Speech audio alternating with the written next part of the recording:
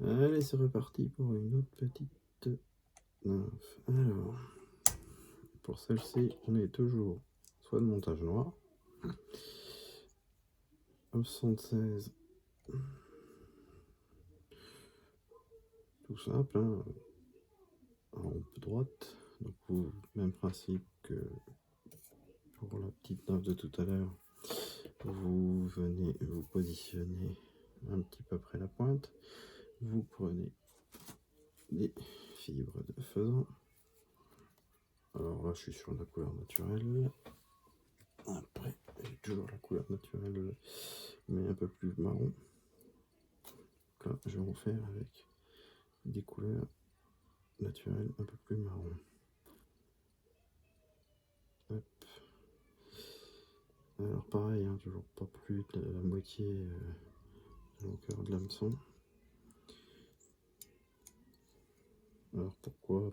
Parce que quand vous allez chercher un poisson avec un peu de courant, si vous mettez des trop longs en cercle, ils auront tendance à, votre mouche va avoir tendance à dévier dans l'eau, et du coup vous pouvez vous retrouver pas du tout où vous aviez envie, soit trop près de le poisson, soit trop loin, vous aurez peut-être déjà passé le poisson.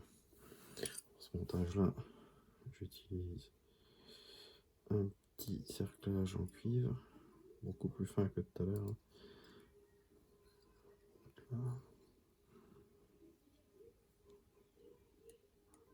Moi j'utilisais énormément ce petit cerclage là, parce que ça permet de faire un petit cerclage qui reste assez un peu discret, mais qui est là quand même et qui permet d'avoir le petit reflet qu'il faut et de faire des belles petites sections dessus.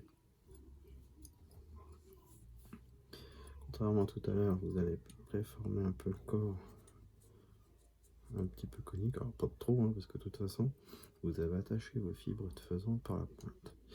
L'avantage de ça, c'est que comme vous les avez attachés par la pointe, quand vous allez avancer votre enroulement, elles seront de plus en plus grosses. Donc là, on est bon.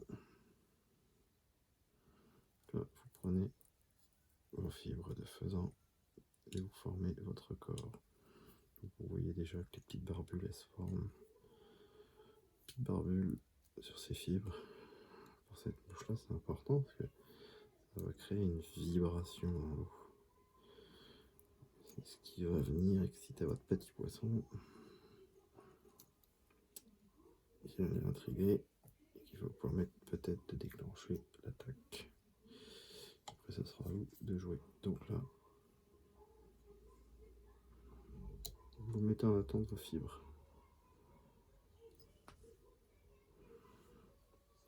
Vous faites votre petit cerclage.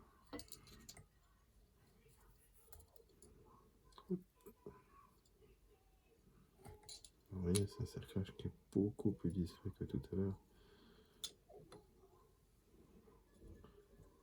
Qui va moins plomber votre imitation. C'est vraiment le but recherché. Et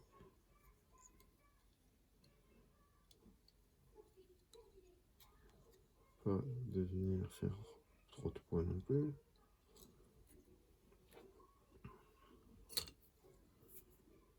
Tac.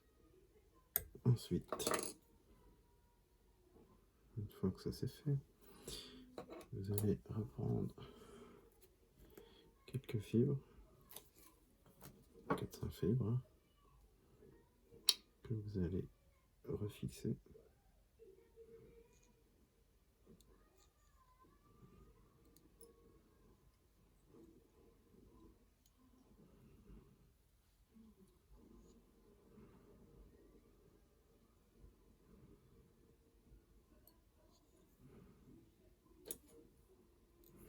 Alors sur certains montages, vous pouvez vous garder éventuellement les pointes pour y faire des petites papettes.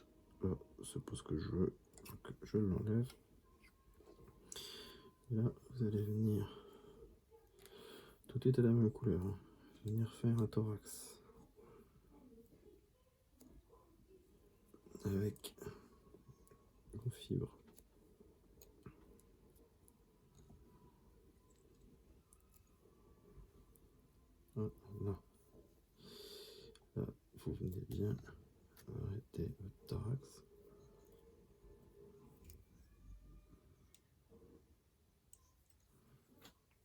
coupez vos fibres en rab. Sécurisez bien pour pas que ça se sauve. Et là, vous rabattez vos fils qui étaient en attente de tout à l'heure.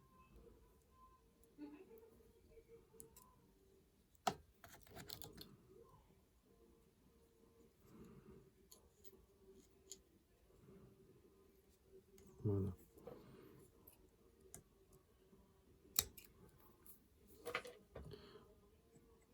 Donc là, vous avez une jolie petite nappe.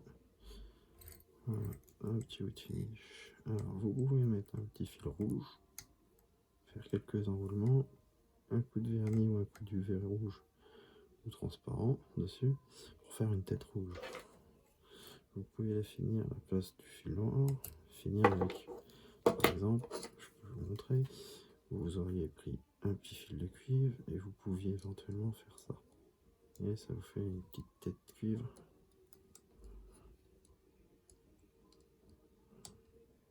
Hop. Voilà, là vous venez mettre une petite goutte de cyano ou de vernis et c'est nickel. Ça vous fait une tête plombée cuivre. Voilà. Et bah bon montage.